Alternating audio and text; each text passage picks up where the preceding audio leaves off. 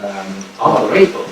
Well, yeah, I was just going to say a couple of words about Neil has researched through an era where there was no technology to start with. If you wanted to look at census returns, you had to go to the old public record office in Chancery Lane and order up the enumerated books and look at them. And then microfilm came in the 1960s, but it was a wonderful innovation. There was almost no photocopiers.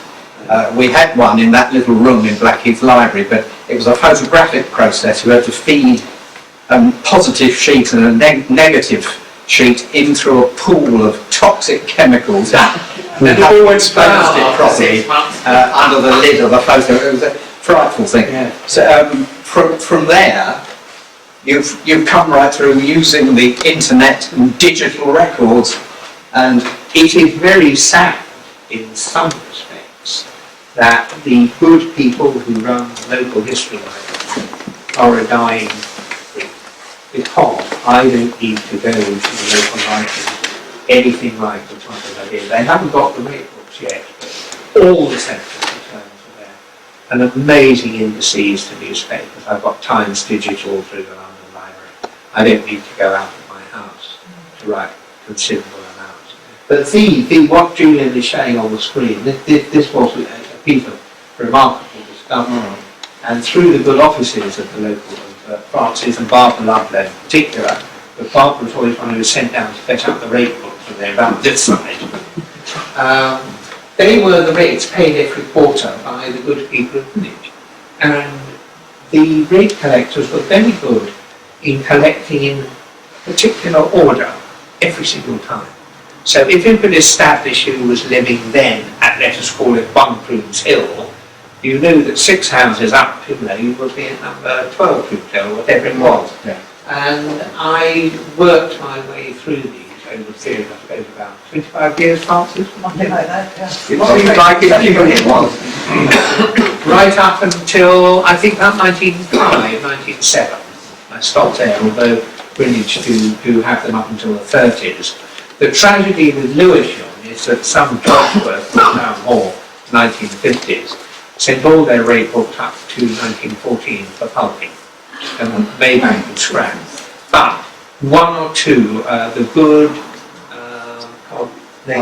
I think it, Carl Harrison. Carl Harrison. Yeah. Carl Harrison. I think 4 volumes survived. Yeah. And then the man who was responsible for getting rid of the rate books, or his widow, can't remember, wrote in to say one had so appealed to him he kept it. And it was the first one. 1727 to 1747. Wonderful stuff. So with the fragments that were available, one was able to put things together. But the early rate books, which start for Brilliant in 1691? 1691, absolutely correct, yes. This is a page from that very first. You can work your way through. You see how much people paid based on the value of their house, and where there are gaps, it's possible to follow things through. And it's all very clearly written as well. Beautifully, yes. Beautiful. Bill Fletcher, who was a chartered accountant, he used to add up the figures and find the sticks. So we all got into these things, So we just roll on and on and on. Anyway, in a sort of lighter vein, this was your excursion into Greenwich Park. Guides for walkers. You might one around Greenwich Park and the Blackheath Village guide, in which you collaborated with Tony Aldous on that one. Well, he didn't do very much. Peter Kent. Always prospered. And Peter Kent. And you and Peter Kent did. Oh, that's right. Peter Kent. Marvellous. Another great man. Yes, a great man. He ought to be here. Yes. Peter Kent, on the great man of Greenwich. Right, now then. Oh dear, embarrassing. You have been honoured for your formidable work in saving buildings. We saw from that list earlier how many buildings were saved by the trust. I think the MBE was largely the concert hall conservatory. Right. Yeah. And then you became a fellow of the Society of Antiquaries. Yeah. I believe under the new system, not the old system when Robert Somerville was there, where it was still rolling the balls, and if a black ball appeared, then that person was not elected. I think it's still people do that not elected. Yes. On the voting, but not with the your collaboration with Philip Cooper, the owner of the pagoda. Still is elastic as far as he's concerned. What, no buyers? Yeah. Come down in price. All right. 3.5 million instead of 3.75 million. Oh. But he had quite an enormous amount of time, effort, skill, design, money into restoring the building. And thoroughly enjoyed this. My only regret with the book is that we put in too many pictures, as with the book, and they're a bit too small. Some of them are not very well being reduced. But it's a good read, and it is a definitive history of the pagoda and of Montague House, because the pagoda was the sort of pavilion and garden for Montague House, which had 9 no stable. And then that's, the recent very great work, a monumental piece of research, and with how many illustrations? 400, is it? 400. 200 too many. 200 too many. I wish somebody had. I had a copy editor for the text, but I didn't have a pictures editor. And I wish I'd had, because I think a picture editor would have taken me to one side and said, look, you don't have to have every single picture of number 1 in ruins. 1 would suffice, wouldn't it? But still, it came out, and I think it's selling gently, and it is something I always wanted to do. And then there's volume 3. Well, this is, I will mention your less well-known works, your definitive work on Jack the Ripper, the Blackheath connection, supposedly. It's held in some regard by ripperologists. Indeed. Yes. What makes me cross about it, though, is that people lift it and produce it on websites. Yeah. Hundreds and hundreds of websites. They go on thousands of pages. Yeah. And Montague drew it. And similarly, the conclusions you came to in that typescript and the lecture are again all over the internet, unattributed to me. Oh no, he's fine. No, Dan is another. Well, no, I'm not talking about Dan. Dan's fine, yes. Yeah. But all sorts of other sites, They will connected. Yeah. Dan Burns is an Australian historian who, like me, in fact, is an amateur, so the academic world won't really accept him, and he's very bitter about that. But he got in touch and said he got this list of people who were involved in shipping convicts to Australia. They lobbied the government to reintroduce transportation, and they were all involved in shipping, victualling, ship insurance, and one of their leading merchants, a West Indies merchant, a man called Duncan Campbell, in fact was the commissioner of convicts at Woolwich. So he chose the convicts who were going to be transported. And he gave me some of these names. I said, oh, I know all these people. They're all members of the Blackheath Society of Golfers. And they were. It's a Masonic order. I'm wearing their tie. Because I'm proud. I'm an honorary member. I've never played a game of golf in my life. But and they all lived very close to each other. They all lived in Dartmouth Row, more or less, or in, you know the famous picture of the golfer with the cocked hat and the caddy, and he lived in a house which survived in Groats Buildings. He was a sugar merchant with West Indies connection, probably technically a slave owner, but he wasn't a slave trader. And they were all involved in this. It was all Masonic. But that's what people did, you see. In the summer they could come and play golf. Golf was founded in Blackheath in about 1745. Whatever you're told about 1608, take no load of rubbish. Anyway, and they were members who'd fled Edinburgh from the Pretenders' invasion of the city, but wanted to continue their mercantile business, so they came to London, where they make a lot of money, and they wanted to play their favourite game, which was golf. And they came up to Blackheath. They thought this was quite an unusual thing. And thereafter, Blackheath, Royal Blackheath Golf Club, as it became, played golf on Blackheath until 1923. And then they merged with Eltham and they had their own thing of war.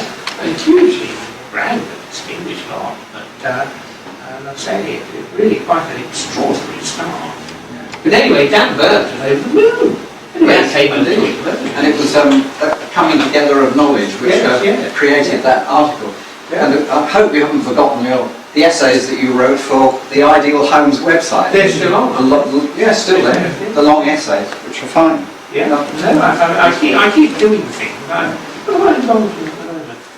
Oh yes, there's talk of publishing what are called the Blackheath Golf Poems by a man called Thomas Marsh. Dozens of them, very long, very funny. They're not brilliant, they're not quite as bad as McGonagall, but they're worth reading, they're really worth reading. And one of the eager golf people, John Nash, who's a designer, is putting together a very elaborate book, and I've been asked to research Thomas Marsh, who was the chap who wrote these. Right. So there's always something on the go. Well, now, the other thing on the go, the long delayed. it's all this fault. No, I was in my home and it was a dark and stormy night, and it was. And a man who perhaps I shouldn't name knocked on my door about 10 and said, "I think you'd like these, Neil." He was a Canadian architectural historian, well known in Blackheath and elsewhere. And he thrust into my hand some photocopies. He had actually worked in the drawings collection at the RIBA. And these, they didn't know what they were, but he had a feeling that it was something interesting. Would I like to let him hear it? Anyway, these came into my hands, and we realised that what we were looking at were pictures, drawings of Greenwich houses and institutions of about 1705, possibly by Hawksmoor. We couldn't believe it, so son Julian up and young Egan here, he had a look. And the more we looked, the more we realised that is the only known picture of St Alfred's church before it fell down, other than the spire on the horizons, and all sorts of things. But the most interesting thing is that some of them survive today, believe it or not. I mean, here's the church. That's still there. There's a building of that shape. No, they've gone completely there. But these are here, and that pair are there. Yeah, but the others have gone. A lot of Prunes Hill, which delighted me, because I've always thought that Prunes Hill really has an honorary Blackheath status. Well, the top end is the Blackheath Village. The bottom end is, as far as I'm concerned. Anyway, it is yet to Julian and I have done, I have to confess that it's taken us a long time, but we've both been busy. about 6 years. Yeah. But it has I've got a been 40-page booklet. That's not many pages a year. yes, but it did require an awful lot of care. If we'd rushed into publication, Detailed work. Yeah. we would have looked stupid. Yeah. Yes, indeed. We're so pleased with it. It will be up this year.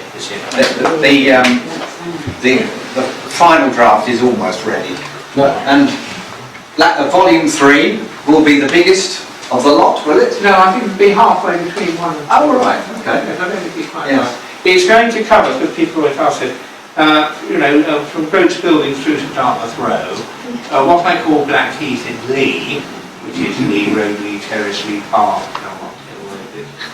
and then I have included, although I'm having cold feet at the moment, what I call North West Blackheath, which is West Grove, Prunes Hill, Diamond Terrace, High Vale. I mean, all the research is done. I can put it in, but the printing costs are astronomical, and we haven't got a millionaire to pay the bills anymore. Alas. But that's what I'm working on, and volume 2, which is out of print, has 3 sections, and it's been suggested that I revise each section and publish them as thinner books, and call them volumes 4, 5 and 6.